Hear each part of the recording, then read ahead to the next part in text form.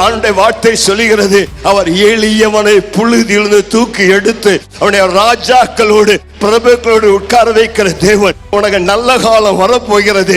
இயேசு ராஜா உன்னை நினைத்திருக்கிறார். அவருடைய ஆசீர்வதிப்பார். உன்னுடைய கெட்ட காலம் முடிய போகிறது. உன்னுடைய கஷ்ட காலம் முடிய போகிறது. உன்னுடைய பிரச்சனை காலம் முடிய போகிறது. நீ இயேசுவை நம்பினபடியா அவர் உன்னை கைவிடவே மாட்டார். இயேசுவை நம்பினவர்கள் வெட்கப்பட்டு போவதில்லை.